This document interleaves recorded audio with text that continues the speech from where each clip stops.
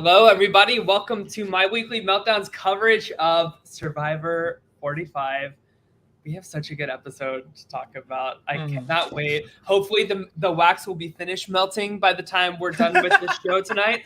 Well, first of all, thank you. We already have so much engagement in the chat. So I just wanted to say before we get started, because I'm sure we're just going to be nerding out nonstop here. Hello to Matt, Joseph, Total Drama on top, Thomas McGee. Who else we got here? Juan, Linda, Heather Jean. Hello, everybody. Thank you guys Thomas for Cook. In. Yes, Thomas Cook. Sorry if Linda. I missed anybody. Yeah, oh my God, we have such an exciting episode tonight. With us again is Nate. How you doing, Nate? Doing well. I'm excited to talk about this episode. It was good. It was very good. And Beth, you were sick last week, and then the week prior to that was or do I have my weeks mixed up? So 2 weeks ago, I was getting punched in the uterus by nature, and it freaking was awful. So that I wanted nothing more than to be able to come on and enjoy the premiere of Survivor, right? And then I was like, well, I'm literally sick to my stomach. I can't come on. Last week, second episode, I was at the RHAP live event. I got to hang out a little bit. What was it? It was so much fun. Now, I did take a little souvenir. I do have COVID. So if anybody's keeping track, the 2 times Beth has gotten COVID, it's been because of the RHAP live events here in New York City. But I'm okay with it because it was well worth it. And I'm vaccinated. And though it sucks, the symptoms have been mild. So I apologize in advance. But I have to say, the event was amazing. We had over 800 people in one theater watching the episode.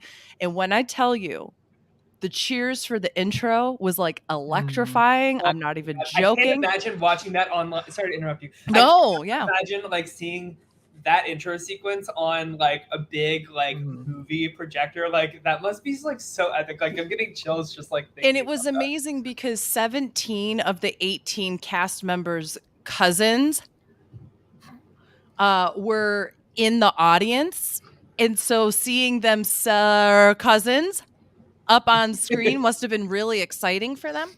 And so it was just really cool. There was an electric kind of air in the theater. And then I was informed right before the show started, hey, you, Puya, and Scally are going to go up during the first commercial break, and we're going to have groups of 3 different kinds of podcasters go and just vamp and entertain the crowd. So everybody else actually got bits of strategy to talk about, or a challenge, or drama. And I got, Emily and Sabaya maybe continuing to fight. Sifu punched a tree and a branch fell on his head. And we have new intros. And it also was the longest commercial break of the night. So we're sitting there, and there were a few times I was we're just kind of looking at each other. And I remember I turned to Scally at one point and I said, you're going to have to excuse Scally, everybody. He's normally sitting behind his computer memeing at this point for Twitter. And so he doesn't really know what to do with himself. And he's like, it's true. My phone is back up, I see. And I'm having a really hard time with withdrawal right now. We were just joking around, vamping. But it was really interesting to look down and be talking about Puya was so what do you guys think? Do you think that Sabaya and Emily are going to bury the hatchet? And their cousins are sitting right in the front row, right in front of you, talking about them. I would be so nervous to say anything bad. I talk a lot of shit here because I'm behind a computer screen. I talked a lot of shit on Brandon last week, but I'm sure if I were at the RHAP event and talking about his inevitable demise last week, I would have been Brandon, you get a gold star, you go for it. It was incredible. Because the other thing is, I will say, as much as it sucked going first, I wish I would have had the commercial break after Kendra broke her coochie on the Oh my God. Oh my God. Coochie Gate is still replaying. I love that Kendra decided to make hashtag Kendra's coochie. She is unhinged, and I love it. It was incredible. But I will say, I met quite a few of the family members, specifically had really just, even though they were short, wonderful conversations with Dee's cousins and Jake's Mike's cousin, and somebody else I'm forgetting. But I got to. It just genuinely, they were super, super chill, nice, had a wonderful time. And I know that they were so excited to see their family members get so much love. And for Brandon's cousin in particular, what a wonderful opportunity that at the commercial break before like the credits roll, Mike Bloom got on stage and was like, wherever Brandon is, I hope that he stands up and looks around and sees just how many people are here supporting him. And Brandon's cousin was able to stand up and 800 people cheered Brandon, Brandon, Brandon. And for somebody who's super big in the org and LRG communities and big super fan, and I think encompasses a lot of that energy that a lot of us have. It also has probably one of the experiences that we all fear if we were ever to be on the show. I think it was really validating for Brandon's cousin. I will say if yes, I'm glad that happened for him. Yeah.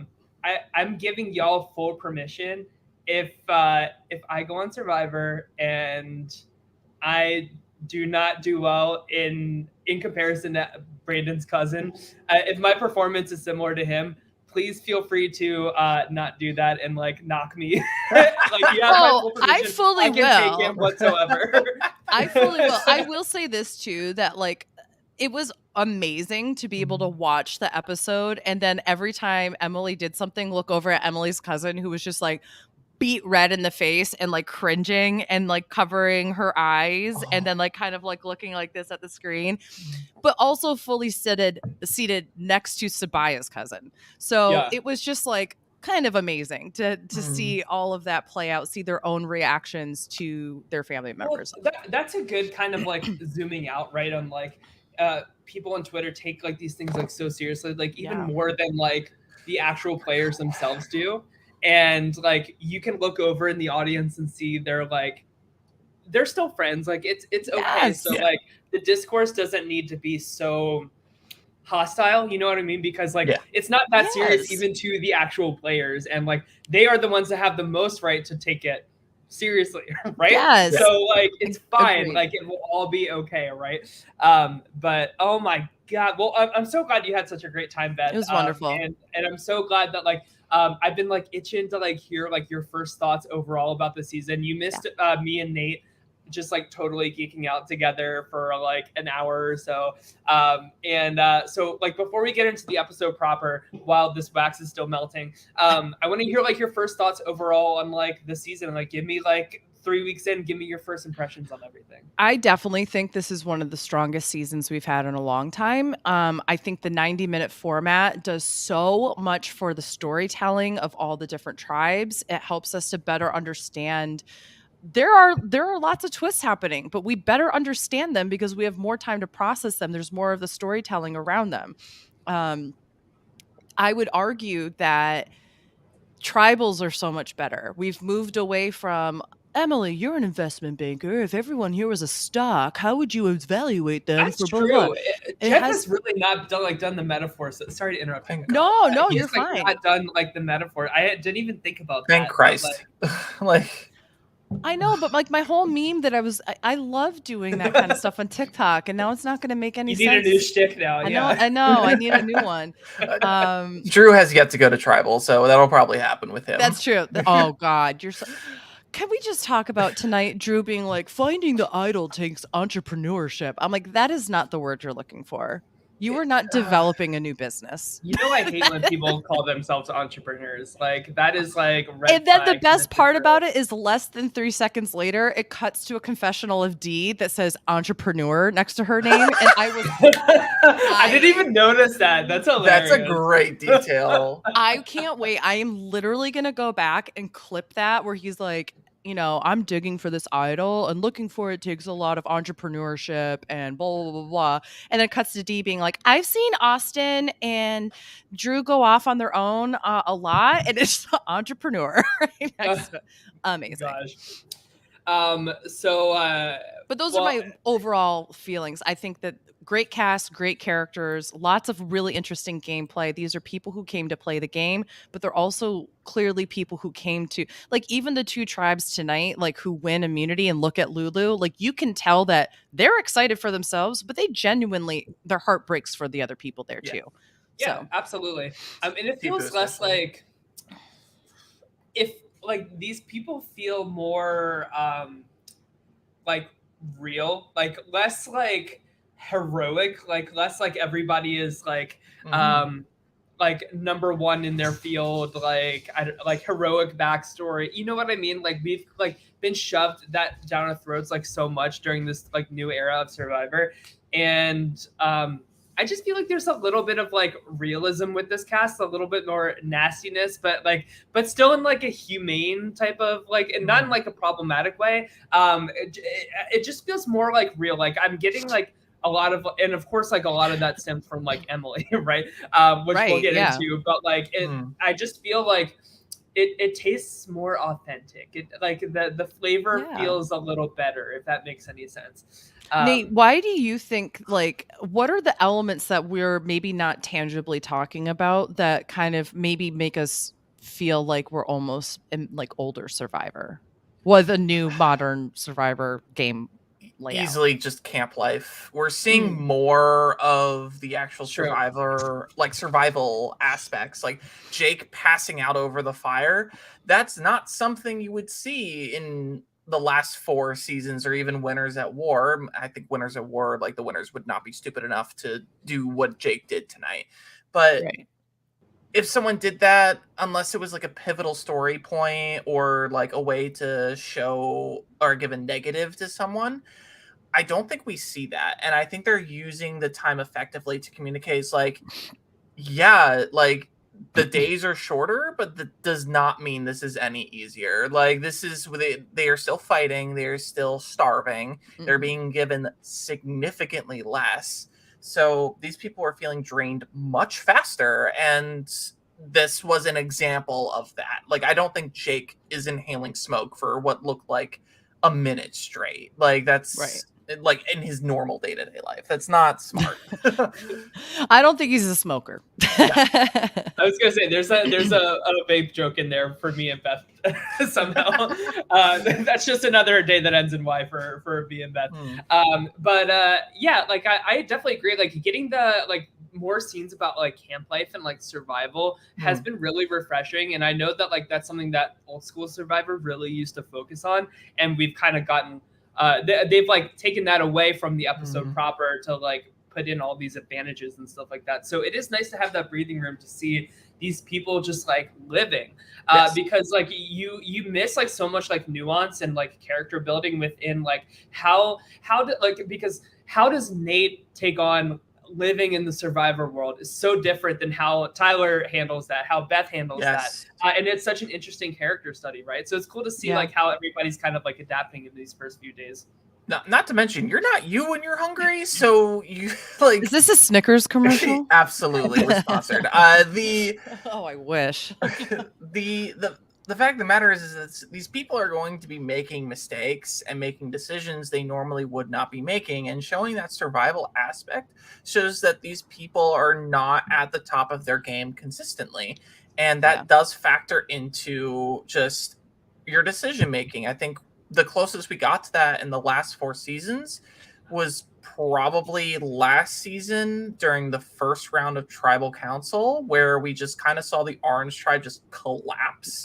Yeah. And from then, after that point, they just went on a huge immunity streak, but like they were all starving. They were exhausted from the sweat and savvy. They were just absolutely misplaying their minds out there. But then after that point, once they were able to recover and get used to everything, they played really well. And I think the other aspect here is that it has always felt weird to me that Jeff and production have tried to paint this new Survivor as being harder to survive. Yeah. We don't give you food. We don't give you supplies. You have to earn these things. There's not rewards that are happening all the time that are going to feed you, that are going to be doing these things.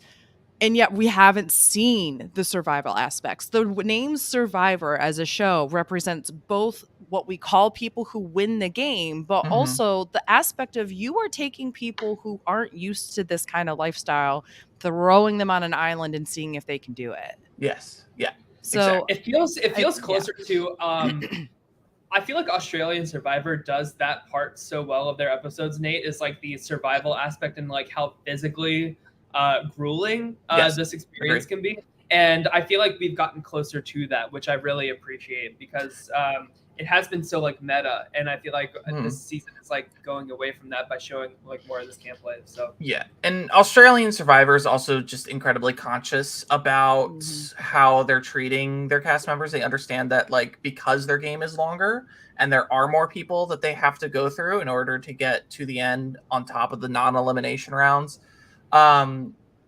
They actually, I've heard rumors, I don't know if it's confirmed or not, that they actually give all the contestants an apple right before they start the challenge because it's not filling, but it just gives them a quick pep of energy so they actually like do the challenge and don't collapse. Could you imagine? I'd be so pumped if I got an apple. And I'd be sitting there and I'd be like, y'all don't even know. I'm about to eat the core, the stem, the seeds, everything. You Probably put that not the seeds, but I would. I'd be like, they're kind of I'm so poisonous, hungry. aren't they not?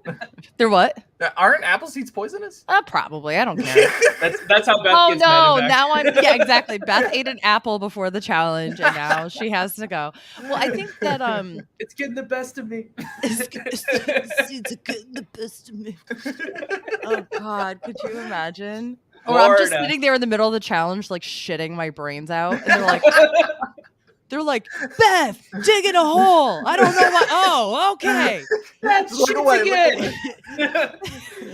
Beth is still shitting her brains out. Wait, did you just make a Bridesmaids reference? Like when it's like, look away, Megan, look away.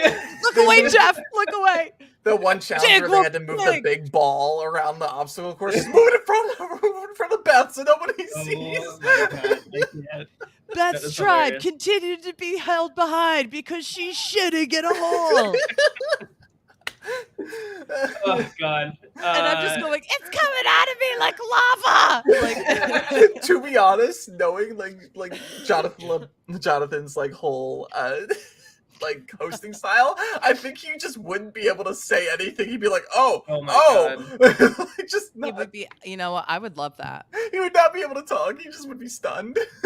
I'm thinking Jeff though. I think Jeff would lean right into that. Jeff and would then just be like, what the fuck? And then we would lose and go to tribal. He'd be like, Beth, gotta start with you. Is your game in the shitter? There's like a porta potty set up at tribal council.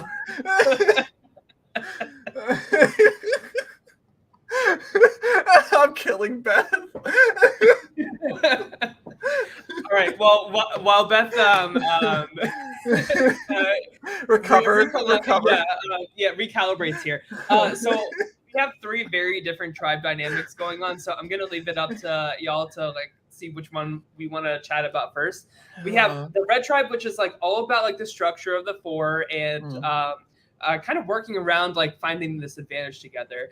Blue is all about like organizing themselves for the first tribal, and yellow is very like totem pole pecking order situation. Yeah. Why don't we save yellow for last because like they're the ones that went to tribal. So which one do we want to talk about first, red or blue?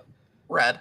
Yeah. Red? Yeah. All right, cool. So of course we saw like I think like the main like part of like Red's I just always refer to them as the colors of the tribe. That's fine. Reba. I mean, I remember Reba because like they're a single red that works too hard. Exactly. Hey, Fancy just hit 100 million streams on Spotify. She made a TikTok about it. But yeah. Is that the name of that song? Fancy don't let me down. I don't know. I don't know that song. Well, now you do. But yes, no, not really. Okay, so we saw like I feel like this alliance of four is really in the driver's seat for like a lot of the strategy, a lot of the structure that we have in the alliance, and of course it consists of Austin, Drew, Dee, and Julie or Julia. Julie. Perfect. Yeah. Mama Jess. She's a Southern lady. It's Julie. I have to say, I'm really proud of Julie for like getting herself into this majority alliance, because I feel like on a lot of seasons, especially in like the smaller tribes where like physicality is so important because there's nowhere to really hide. I feel like she's done a really great job at making inroads and getting herself in the structure. And even within that, she's like really made a solid like alliance with D especially. I'm really proud of how D was like super intuitive tonight. Like she really sussed out like that the guys were like trying to look for this idol, and she called them out on it. Like she had a choice of like breaking up that alliance into like 2 pairs of 2 then, but she really like kind of encouraged everybody to like, all right, like we need to come together. Like we can't like scramble already like this. So I just I want to give like props to Julie and Dee in particular for just their like social maneuvering that they've gotten to at this point. I also want to say that, because I haven't commented on this since I've been here the past couple of weeks, what was production thinking when they created these tribes? There's like Yellow was set up to fail. I'm sorry. I think, like, here's the thing. Yellow, I think, honestly, they have the strongest game players on their tribe, but they had the worst people in challenges as a group. And I sit back and I'm like, okay, so they probably thought, okay, Sabaya is going to be killing it. And they probably thought Brandon would kill it in puzzles, and clearly that didn't happen either. But like, I sit back and I'm just like, you have 2 big guys on the red side. You got 2 big guys on the blue side. And then within that, you've got a lot of really strong women who have various different kinds of body types and athleticism. Like, and you have people like J Maya who are also incredibly smart and are sitting there trying to like decode things without the other half of the paper on the banner. Like there's a lot of aspects to these different tribes where I just kind of sat back and I was like, it's like they literally said, let's put game players here and then have tribe balance between red and blue. It's the bridge tribe in Cagayan. Like that's how I kind of no, seriously, it really is. And I think that what's interesting to me is that it didn't come across to Dee or to Julie to go, let's jump ship, because clearly these guys are. I mean, I'm sure it did, but like Sifu and J Maya are right there. Like, I'm surprised. Like at the very least, they didn't go to Jay and be like, "Hey," because I think J Maya's proven herself in challenges that she's fine. Like she's doing a great job. It's such a tough position though, because they know Drew has safety without power. And now they know that Austin has an idol. And now. But before that. Yeah, or at least was close to an idol. Sure. And so therefore it's like, okay, do we just swing with the power that's in the tribe, or do we try to make a blindside happen that might not happen because Sifu's a chaotic meatball and J Maya, like, we really haven't been given enough for her. So that's it's just like what do they do? I would say in that situation they do what they did with the boys, but they and they probably are doing this, we just aren't seeing it because we have spent so much time with Yellow, given the how many times they've gone to tribal. But I'm just surprised that we're not seeing the 2 women go to the 3rd woman and being like, hey, clearly you have a good head on your shoulders. Like clearly you are not as like maybe annoying as Sifu is, or chaotic, or whatever the case might be. I'm interested to know what J Maya has done that is not having her gel maybe with this, because I really feel like they could have the 4. The women could even have the 2 guys and have her and have even more insulation. And I'm just, because the guys have the advantage, so you might as well have the numbers. What I'm thinking has happened, and it's just an unfortunate symptom of what the new era Survivor has, is that J Maya, from their point of view, is likely seen as physically the weakest player. And because of that, they're like, oh, Drew's smart. We have brains. Julie has shown herself to have brains. Dee has shown herself to have brains. We could do she's athletic. Yeah.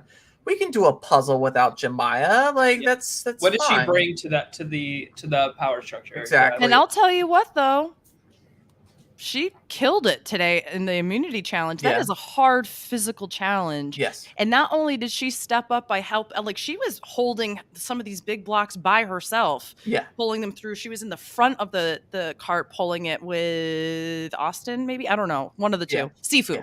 The two of them were pulling it in the front. And then she was the person organizing the puzzle. So I'm interested to know why that they might be thinking that. Because even in the other challenges I've been watching and I've been waiting for her to be the weak link, and she hasn't proven that to be the case yet. It's probably just how it's just assumptions. Size. Yeah, it's exactly. Your size and assumption. Yeah. And it's unfortunately a symptom of the new era Survivor with how there's 3 tribes and how there is a disproportionate amount of women being targeted early because of challenges. Yeah. And I appreciate that they are at least going the route of trying to shake up the challenges in some way from the past seasons in reaction to Carson. Mm-hmm. But there needs to be more diversity in challenges. Where are the endurance challenges pre-merge that we used to have? Where are the social challenges? Like Hal puts the auction in the pre-merge. We've had that before. Why not do it again? And it worked too. It caused a tribe swap. So like, it's also interesting that they clearly know each other's names from the other tribes. And so I would love to do like that All-Stars challenge from the pre-merge where they have like the kind of go fish you know, game of almost logic with the other players and such. Like I think that would just be so fascinating to see a version of simple like they did. Yeah, not make it that simple. Well, when you have 3 tribes and all these other things, I'm sure they can make it more complicated. Yes. But I just think it would be really fascinating if they did something like that. Yeah. I think like a main reason why I think like Jay Maya and Sifu have like really found themselves on the outs of this power structure kind of has nothing to do with like them personally. Like of course like it's really easy to like target Jay Maya as like a weaker challenge person, but I feel like this alliance structure of 4 is so unlike like what we usually see in modern Survivor, right? Like we usually see a lot like the yellow tribe dynamics are like very typical in terms of like kind of swapping like these like voting blocks every round to like try and like scrap by. And we're seeing hints of that on the blue tribe, right? Where like the 3 girls are like really plotting like it's almost the opposite. Like the 3 girls on the blue tribe are really trying to like make an exact target for whoever they go to tribal first. Whereas like the red tribe, like that structure of 4, they're really saying like, listen, it doesn't matter. Like us 4 are together and we're solid. And we are proving by actions, by like sharing information, sharing advantages, all of this stuff, finding the advantages together, for God's sakes. Like that in itself is like a big test of faith that they passed tonight. So I just think like the loyalty, it kind of reminds me of like the Tika 3 from last season. I think that's no like that's no fault of Jay Maya. I just think that those 4 are just like really all about that loyalty and sticking together. Yeah. I have something to add to that. And I think it's because the format that we've had in the past few seasons for New Era Survivor has been effectively solved. If you go against your original tribe, come across the merge, with the exception of Gabler, your tribe is going to fall apart. And actually, no, that doesn't make him an exception. That actually makes him an example. You need to stick together. Otherwise, your tribe is going to completely get shattered, and you need to be able to move as a block together with the other 2 tribes. Right. And that's been a big criticism of the new era. And now that they're finally doing a tribe swap after so many seasons, thank God. Like, and I think it's going to be, it's 15. So it's going to be tribes of 3 tribes still, which is fine. And I also love that they're doing this. The episode after an advantage was played during the raid to be like, here you go. Because now there might be a chance where some of this information that Caleb was able to glean comes in handy for the remaining 3 people on yellow. But for Lulu, but it also is going to be helpful if Caleb and Drew end up on the same tribe and Drew gets separated from Austin, for example. Like there's going to be, or if Caleb ends up with Austin and not Drew, like there's a built-in trust there. So and with the two women. So to be honest with you, I think Caleb is actually like all of a sudden he went from almost getting voted out, and if it wasn't for Emily, he would have been, Yeah. to literally maybe having one of the best positions depending on how the swap turns Yeah, out. I also think Kendra's in an incredibly great position considering the stuff that we Yeah. now know from outside the game. Let's chat a little bit about the Blue Tribe then, because Yeah. I really think that we're seeing some really interesting edits. I think we're checking in a lot with Kendra, and that is not somebody, as you all know from like when we did the draft, granted I'd only looked at pictures, but I just didn't get the sense that she would had like main character energy, and she's Drew definitely Barrymore giving it off. energy. Yeah. Yes, tell us about that, Tyler.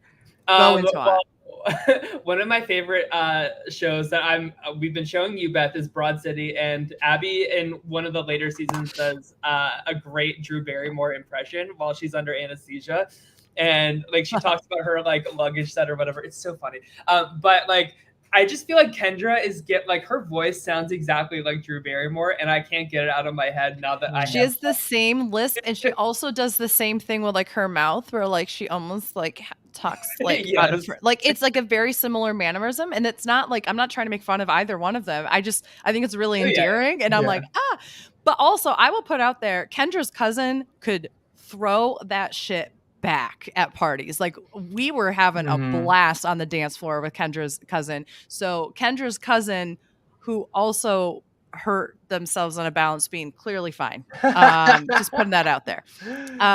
So great old time. But we got a lot of visibility from Kendra tonight, almost when it wasn't necessary. Yeah, exactly, Beth. And like that makes me think, like, is she? I think she's like a lock for like late game this season, like at least. And if that's the case, like it's for the better, because Kendra, she has that star power about her, and I'm really impressed so far. My only concern is like I feel like she within the girls is the one that is like throwing out the names of who should be the first target the most, and like really steering the ship. Messy. And Katura is so tuned into that, and therefore like playing a more like backseat game in like an observatory kind of way. I just don't want I don't want all of this like moving and shaking to like come back on Kendra. Does that make any sense? Totally. I actually have going into this season and even after the premiere, I thought the structure of the women for the Blue Tribe would be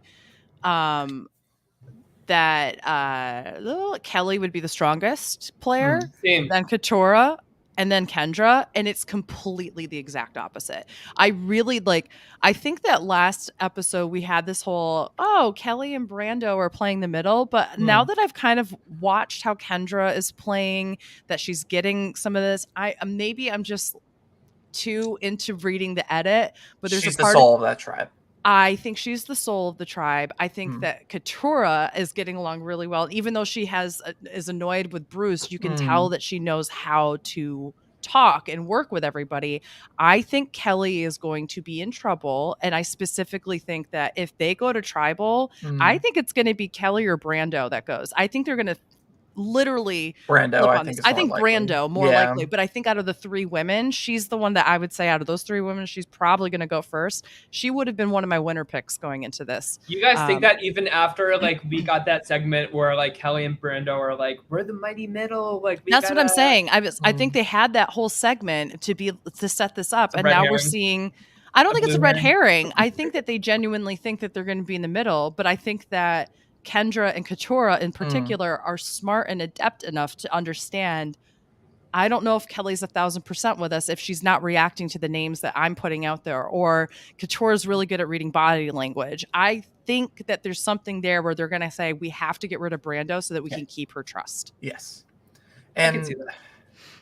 Just from my point of view, I think I'm kind of going to loop Red in here. One of these big like players that we've had that are getting airtime, I just have this weird feeling one of them is going home before the merge. 1,000%. And I think that's Drew because of I think that's a big one because of the edit that like he's been given in juxtaposition to Julie. And I think the other person that could be is Kelly. because of the fact that she's trying to play the middle so hard. And it's like, I think those are the two most in danger of going pre-merge. And I don't know if they're necessarily pre-merge as much as they could be some of the first merge boots. But we also have to remember there's a tribe swap. So with all those women being completely maybe on different tribes, with Kelly not potentially being with Brando, what does this look like? And I feel like Kendra and Katurah have proven themselves to be like a Caleb, that they're very savvy, but I don't think that people clock it like they do with Caleb. Yeah. I think people understand that Kelly's a little bit more intense. And I think that that's not a bad thing. She has a really good competitive edge and she doesn't take any prisoners. But I do think that there's something there where I'm like, they would have showcased her a little bit more as a nurse throughout the pandemic. I don't know. I'm just putting it out there. Yeah, that's true. The other thing about Kelly is that, like, she's from New York. So she's from the tri-state area. And if you're a Survivor fan, you know the history with players from the tri-state area. They're very successful in Survivor. If she told people she's from New York, you're either first out or you're the winner. So it's like, you know. And but also, Nate, like, tale as old as time. Here on my weekly meltdown, me picking a winner pick in a irrelevant pre-jury strong female, like that is like tale as old as time here, and I feel like Kelly is like that girl this season. It's Kelly or Katurah, because Katurah's from Brooklyn, so it's I think they both have good winners equity, and I think that's strong. Drew's from Philly, so he's close enough. Well, let's also, if we're going to talk about women from New York and Brooklyn, look no further than last year to see that track record's not great. Okay, Maddie was first out from Brooklyn. And then Claire was like second or third out, and she's from New York, in Brooklyn, actually. I think that's because players know that pattern with pre-40. And I will put it out. I'm gonna say I'm from Maryland. And 40, actually, because I'm gonna say I'm from upstate New York. I'm gonna be like, listen, I'm from Vermont. I'm from Canada, essentially. They're like, what part of Canada? Upstate New York. But just complete side note, shout out to Franny, who really proved herself to be just like, she should have a podcast, period. Like I don't know if anybody listened to the live podcast after. It was incredible. She filled in as like the Stephen Fishback person, and she was amazing, like incredible. She should have a podcast. I believe it.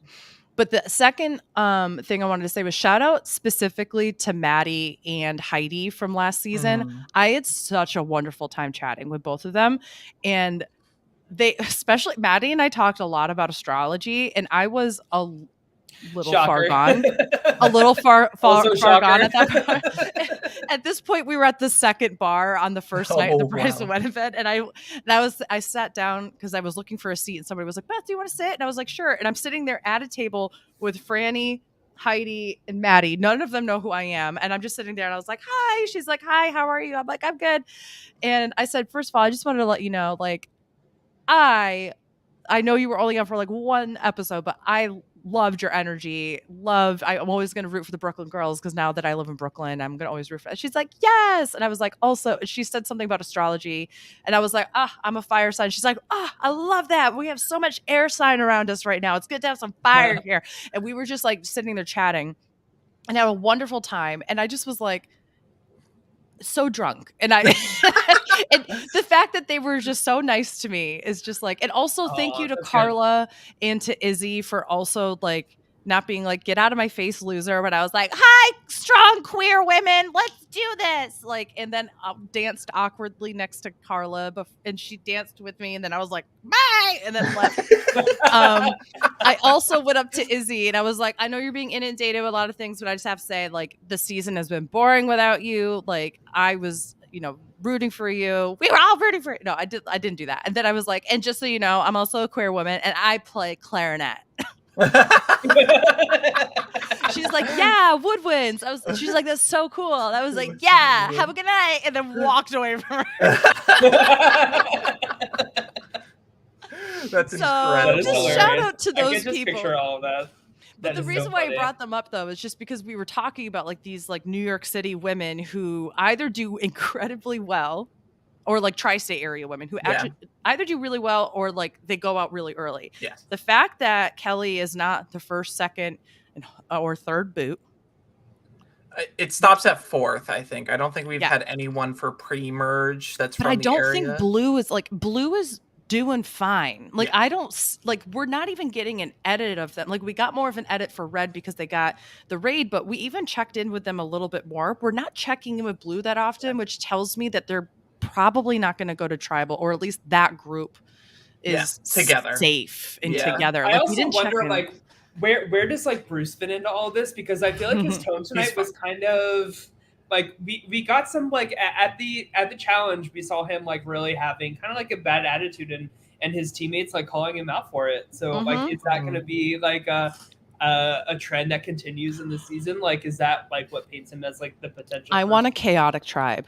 I want a tribe that has Bruce, Sifu, Emily, like all together. Yes. Unfortunately, I think Sifu and Bruce immediately link up, but that's... Oh, yeah. But I want the three of them on a tribe because I can just see like Bruce and Sifu almost trying to like out, and I say this with love, like out crazy each other. Yeah. Right? Yeah, Like, out jokester each other. Out jokester each other, out story each other, out, look at me each other, out everything. And then you have Emily who's like, what are you talking about? I think it'd be amazing. These are 3 people from 3 different tribes. It would be like, I want this reality. I'm going to talk about me for just 1 second. Please, I'm so envious of people that are like that because I am so not like that. Like I just admire like hot messes that are cast on reality TV like that. Because if I thought you meant like Emily. No, I admire like people like Emily because like I wish I could just be that unhinged naturally, but like I just am like the most like I could never ever be like that. So I just like really when you say but I'm still when you say unhinged, you mean just like blunt? Yes. Or do you mean like as unhinged as like Sifu and Bruce? All of the above. Like Bruce less so, but like Sifu has just been like y'all have no idea last week with that episode with all of Bruce's edit, how loud everybody was laughing when he's like doing the robot and like going down in the boat. It was fun. And on top of that, they're like, he's always name dropping people. They're like, yeah, Kane from Canada. Everyone was dying. Like, Kane? Yeah. The person that he's name dropping. I think it was Kendra who said no. He definitely name dropped like other people, but like that was blatantly a jab at Bruce. It was so freaking funny, and like I looked over to see Bruce's cousin just being like, ah! Like it was so funny. Like literally stood up out of his seat, was like, ah! Like it was so funny. But I do think that having that kind of unhinged energy from any of the 3 of them, if they're all together, that I want live feeds of that. Yeah. Yes. But here's the thing. I think we're getting the sense that Bruce does this stuff at every given moment that he has. So I kind of understand why Katura's annoyed by him. Yes. That would get old really quick. I have a feeling I would be that person. Yeah. Same. I think sure. And all 3 of us would be that person. Like, we have said for years on this show that like the most dangerous types of players are like the chaotic ones that you can never depend on, that are like always changing up the structure, the like all the alliances. Like you just cannot depend on them. Like the most scary thing to me in these games is chaos, and I know that creates good TV. So it's like it's like, do you want good why TV? Tyler will actually never get cast because he's like, I'm gonna stifle all the chaos and I want it to be. That's why like Cambodia is like my favorite season. Tyler, you gotta be happy you never played a Norg with me because I use chaos like it's my win condition. It is one of my favorite tools. I want a Kim Spradlin type of winner again. I do a mixture of all of it. I thrive in the chaos, but I also like to appear as if I'm not chaotic. I've woken people up at 3 o'clock in the morning to tell them news to change the game up. I love it. All right, let's shift over. I think my candle is almost done burning, so let's talk about the yellow tribe here. Gosh, where do we start? So I guess like before we get into like the vote proper, so of course we see the yellow tribe like win the reward, and they get to choose somebody to go raid the camp. So they choose Caleb, and Emily says in front of everybody, "Well, we're picking him because he's like the best like social player, and he can like get shit done." And you know, I feel like we got so many confessionals tonight about Caleb being really good socially, like really like warm and like connecting to people. And is Caleb as good of a player as everyone's giving him credit for? If literally everybody is talking in confessional about being onto him, is my first question. I don't know if it's. Oh, go ahead. Go ahead. No. You go.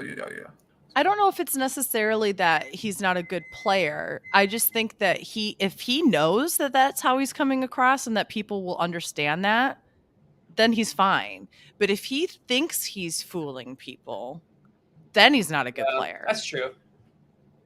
It's self-awareness, which I get the sense that Caleb has.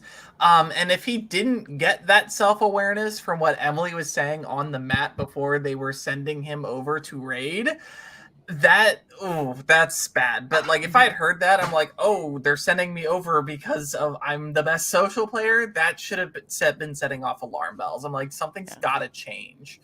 Yeah, I'm going to be honest with you all. I don't want to send the most social person over there. Yes. I want to send Emily over there. Yes. And I want her to get shit done. And because whoever you are rating, imagine how it would have been if she went over there and she had that advantage. And she had a choice to give it to somebody. She didn't have to. Yeah. But she absolutely could have gone in there like a hurricane. We'll be taking that. What's going on here? Blah, blah, blah. Like it would have been amazing. She wouldn't give away any information in the sense of like only if she felt like it was going to help her. Yeah. But then imagine her just pulling one person off to the side and being like, by the way, here you go. I think that's why she didn't go, because she was, before Sabaya decided to lose her mind for 5 minutes, she's on the bottom of the pecking order. And on top of that, if she thinks that she's on the bottom, which Emily was pretty aware of that, she's going to be tanking other people's game. She's not going to be taking that bullet for them. But my whole point is I don't want to send anybody who's social because I don't want them to have bonds over me. I want them to be chained to me as a tribe member. So I want to send somebody who I probably don't think is actually going to make bonds, and I'm also probably going to want to vote out. Now, Emily doesn't probably want to go, but if Emily did decide to go in that situation, you should jump on that. Yeah. But Caleb didn't, from the edit at least, didn't give like anybody, I'd like to go. I would have waited to see if Emily volunteered because it kind of looked like she almost wanted to. And if she did, I would have jumped on that and been like, yep, send Emily. Yeah. Let's do it. Because I know that she's not going to make bonds with people that are going to supersede the bonds I have. If anything, she's going to go in there like a wrecking ball. And we're already stealing stuff for them. We don't need to be best friends with them. Yes. Now we can buddy up with people on blue. And I saw Henning, like Henning, she has enough information to paint people as a target. So that's really what it is. It's not that she doesn't have any information. She can go over there and say whatever the hell she wants. And she can blow up the rest of the tribe. It doesn't have to be true, but she can do whatever she wants. Nobody can police what she's saying. Granted, it could be fact-checked later, but yeah, like who can stop her is my point. And then, of course, we see like once Caleb's gone over at the other tribe, we see Sabaya start like throwing Caleb under the bus. Like I feel like this is a classic example of like thinking too far ahead, overplaying your position. Yeah, exactly. Like Sabaya was like, she was like the ringleader in that tribe, like like top of the totem pole. And I feel like she threw all that away just because like she was trying to have like too much foresight into the future. Now I understand it's like we only have 20 days left of the season, but like I just feel like it's way too soon to be throwing out these like different plans and like seeing somebody as like a winner threat when like you have a much more visible issue like somebody like Emily that you have to Yeah. get rid of first to even get yourself to that position in the end to begin with. So I just thought it was like a massive mistake on Sabaya's part, especially when she didn't have like a solidified vote to use at tribal. Like, what if production told her like, no, you can't like burn the candle at tribal council, like, and you just did all of that, you know what I mean? Like, oh no, Beth, go ahead. I was just gonna say there was no way Jeff wasn't gonna allow that. Yeah, no, that's entertaining. That's great TV. Like, there's no way. And it was smart. It was cool.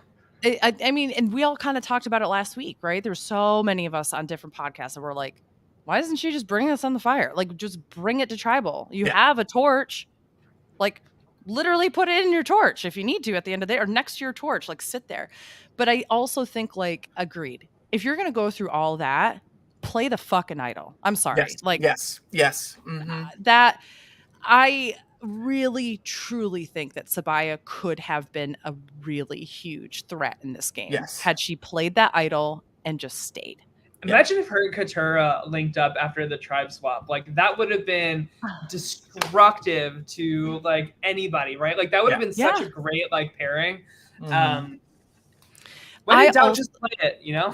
Here's the thing. I honestly do think that they had the better idea of it's either send Sabaya home.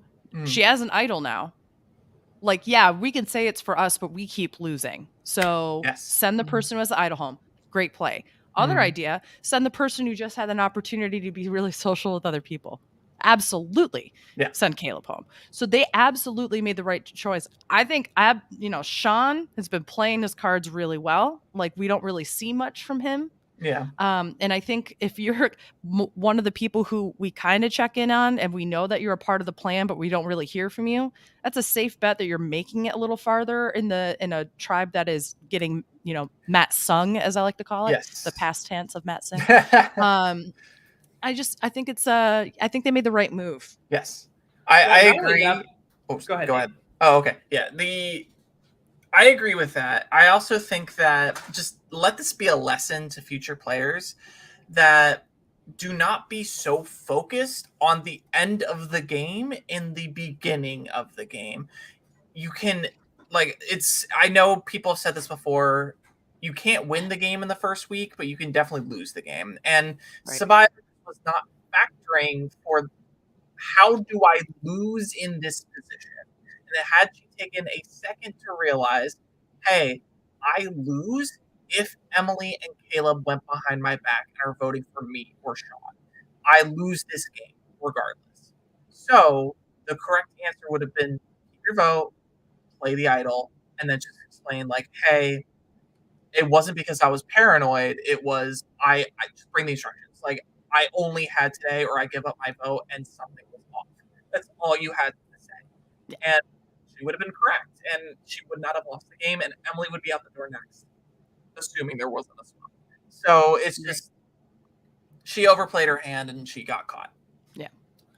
Not only that, but she gave Caleb the opportunity to check Emily's trust in him. Yes. You know what I mean? Yes. Like, she's the one that like concocted this plan of like, I'm gonna tell Emily it's you, and you tell Emily it's me, and then like instantly Emily goes to Caleb, and like we were chatting about this in our group chat that like I was like, if I were Emily, I would run straight to Caleb and tell him like that, listen, Sabaya told me that you're the plan, let's get her out. And that's the first thing that she did. And if I were Caleb, I would be like, wow, that is a huge sign of trust. Like, that is like an actionable, measurable thing that like she just gave me that like I can see that she trusts. And not just that too. If Emily had also said, by the way, this isn't a new thing since we lost the challenge. This is something that when you were on the raid, she brought up to me. Then it also checks that this isn't new with Sabaya. Yeah. This is not like this is just with Sabaya and I had planned to do with Emily.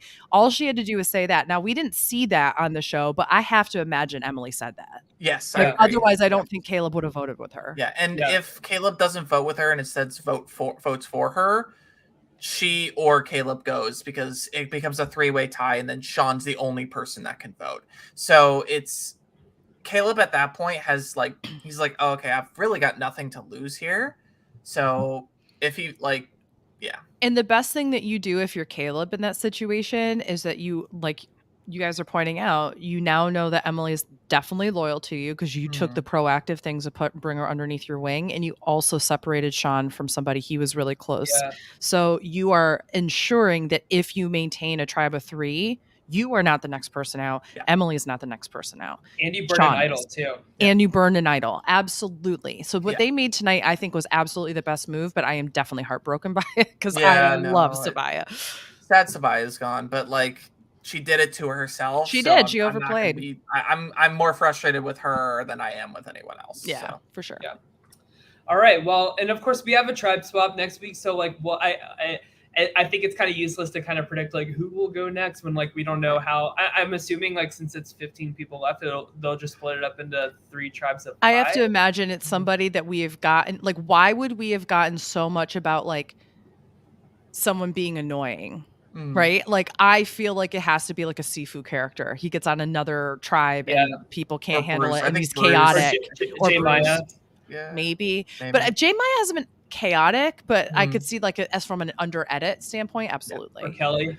I'm also like thrilled that we're likely going to 3 tribes. Like it is just they've only done it once, and the one time they did it, it was good TV, and that was season 30. All we know is that Jake is yellow. Yes. That's all we know. Sifu's yellow too, I think. Oh, okay, cool. Yeah. So it's just that's another pairing that I think would be interesting. Yeah. All right. Well, I'm gonna update our drafts real quick, and then we'll head on out of here. Yes. And so, yes, Nate. This was for any. I think I saw this where people were like, "Oh, is this the earliest someone was voted out with an idol in their pocket?" No. Garrett still holds that, and he will probably hold that for the rest of time. Honestly, that's an iconic record to hold by a day as honestly. well. But you know what? Also, props to Sifu for having a nice little souvenir. Yep. All that. All right. So here is the patron draft. So Matt has lost his second person.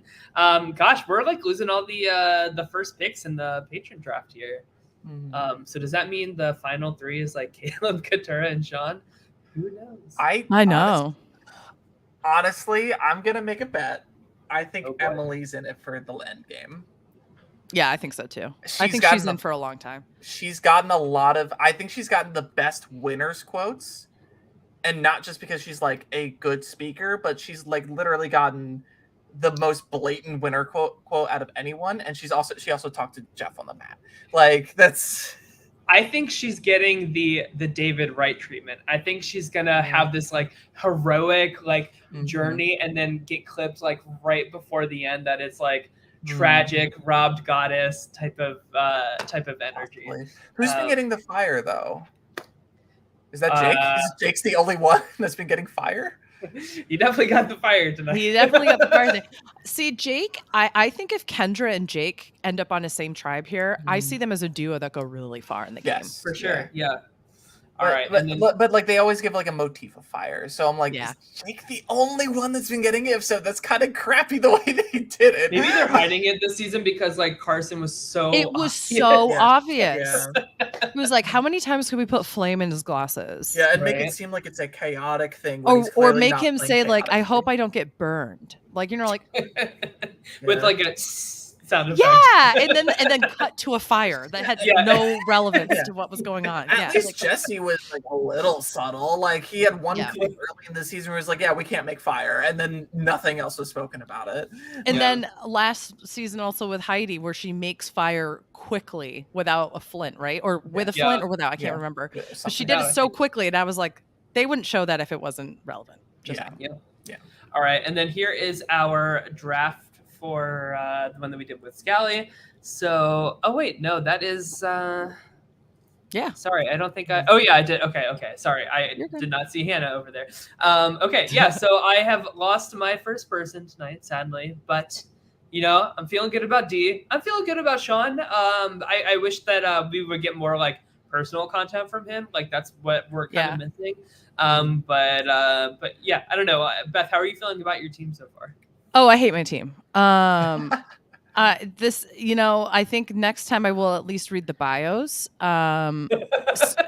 Here's the thing. I really think that we actually gave Allison an incredible team. Yes, 1000%. Look at this Mhm. iconic. And I group. also think that Scally has a really good team. Yeah. Yeah. So we're just. I think screwed. Allison's got a better one though. She's got the three most Yeah. prominent players from each tribe. She really does. I see Kendra and Emily going really far. I see Bruce going into jury at least, and I see Drew being late pre-merge or at or pre-jury late though, like not immediate. I like Dee and Sean for you. I'm nervous for Brando, but I'm not incredibly nervous. Yeah. I'm nervous you guys for are talking me into it. I'm nervous for Jay Maya. I'm not as nervous for Austin and Julie, but I can't wait to see what happens next week. If they both end up being really good in social positions, I'll feel a little better.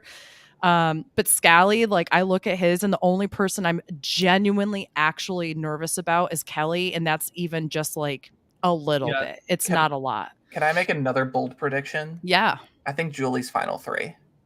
I would be so happy with that. That would make me feel so much better. I think she's final three. I also think she's the person that takes out Drew. And she I think just they're setting it up in a way where I could see that. She's like, oh yeah, he needs a mom, and they're giving Drew this edit. It's like, oh, like I'm so smart, and it's like, no, you're just a kid that thinks he's smart. I don't think he would see it coming from her. Yeah, I think that. Can you imagine the field day? Jeff would be like, she voted out her adopted son. I think that's the storyline they're setting up, and I think Drew fights for her in jury. Like that's the thing. That's I think that's. Who do you think are final three? So Julie. I think Julie. I think Julie. I think Emily. And I think it's a toss-up between Caleb and Kendra for the third spot. And I think Jake is fourth place. I could see that. I don't know if I'd think Julie is going to final three. I think she's going far. I don't see her being super targetable. I think she's getting the Heidi edit. That's the thing. Ooh, I have this feeling because like she's realistically speaking, she really does not have a place in the game without that alliance forming and without Drew there. And it's so weird that they put her edit the way that they're doing. It's such a weird edit for someone in her position. So that's why I think that Jake, Kendra are definitely two of the final three. I don't know if Jake goes in fire, even though he fell in the fire today, essentially. But I think that today really just gave me that gut feeling, like the two of them are going. And I think Emily's the third person. Yeah. Those are my final three, and I would not be shocked if Emily wins. I wouldn't be shocked if Emily. Honestly, out of those four that I picked, I would not be shocked if any of them win based off of the confessionals we have been getting, except for Julie. I think Julie is second or third place. I will say also, I think Dee is for me. I just think Dee's edit. That's what I was gonna say, Beth. Like, if I were to guess, I would say like Kendra, Dee, and Katura, and I think Emily will be fourth. I think that like the women are going to dominate. Yes, the women have very strong edits this season. Not a lot of them are getting negative unless it's attached with a story for growth. Correct. So it is the only one that's really invisible is Jay. That's really it. And like all the guys' edits have like a little bit of negativity to it. Yes. You know, like like even like Caleb, like people are talking about him being a good player, but like literally everybody is saying like we're on to him being a good player. Except Austin. Austin's the only one that's getting a completely positive one. I will say, but Julie and Dee called him out on like they could read his body language. Right. That he, exactly, Beth. Yeah. Sean's kind of like under the radar. Brando, we haven't really gotten any. Like, I think Sean's pre-jury. Yeah. It might be merge, but pre-jury. I don't. He might be like the last boot before. I don't think he's making it to jury. The swap changes a lot for him. Yeah. It improves his game drastically. So I think there's potentially, a lot to be seen or it could sink Sean. It. Yeah, that's true. That's also true. Yeah. I don't know. All right. Well, I think that wraps it up for us. What a great episode. Like, what a great like chat. Like, I'm so glad that like the three of us. I feel like I've been itching Abra's for like back. Beth and Nate to like be here together so I can, because High like I five. love hearing like both of y'all's like thoughts and just like ping ponging off of each other. It's just like Mm. so fun. Like I feel like I'm like the meme of like the girl with like the math equation in front of my face. Just You mean Jay from last week? Yes. Oh wait, With all here this- it is. This is literally me like listening to you guys just like chat about Wait, Survivor. I'm gonna So- send you in the chat. Can we add this photo, this screenshot that I made last week? Can we add this to our rotation of stuff? I'm putting it in Yes. the My Weekly Meltdown chat. Yes. That to me, that was what happened when I got up on the stage. I talked about J Maya having like all the symbols and such around her when she was trying to figure it out. And I said, I know a lot of you out there have phones that are making gifts as we speak. Please send this to me. And look how that one, it just says hi randomly. Yeah. And like it's just so random.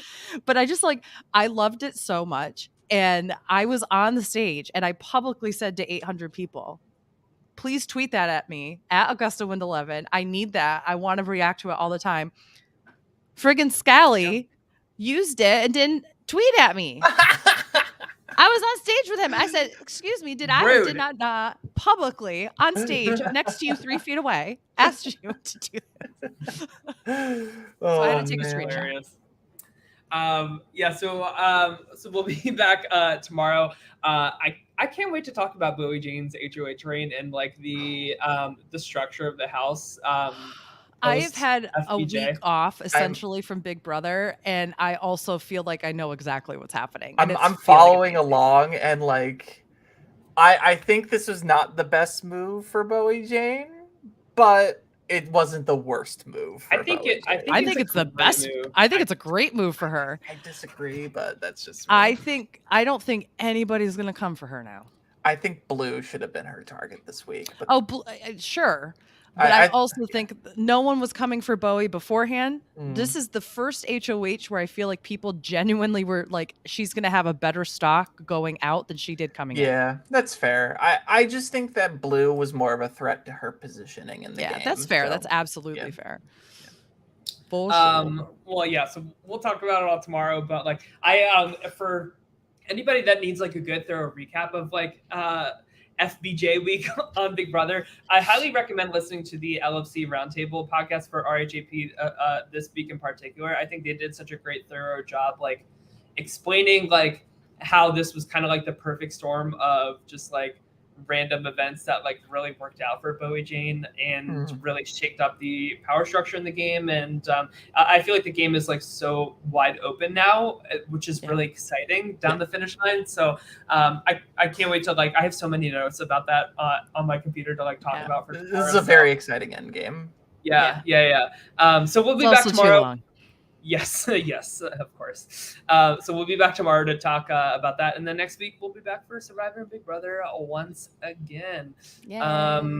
So yeah, Nate, anything to plug or promote or anything before we... Follow my Twitter if you're interested in nerdy hobbies. I tend to rant a lot. I mean, I was in some drama with one of my hobbies this week. If you followed my Twitter, was it Yu-Gi-Oh? It was Yu-Gi-Oh. I can explain it once we get offline. I had something. I don't know anything about Yu-Gi-Oh, but all of a sudden I started seeing a lot of Yu-Gi-Oh stuff on my feed. I can explain it because it is explainable to people outside of the Yu-Gi-Oh community. It is just like this. It was a bigger mess than it needed to be. That's hilarious. I love it. All right. Well, yeah, if you want Yu-Gi-Oh drama, check out Nate's Twitter. And Beth, I hope you feel better. I hope. Thank you. Yeah. Thank you for roughing the Listen, this made me feel better. I actually got a second wind, like while I was watching the episode. Like I told Tyler, like my heart was racing. Like I was like, I don't know if I'm like just sick, if I'm anxious, or if I'm like just really enthralled by the episode, or all three. But I need to talk about it. It was a really good episode. So, all right. Well, everybody have a great rest of your night and take care. Stay safe. Wear a mask, and we'll see you guys soon. Bye-bye. Bye.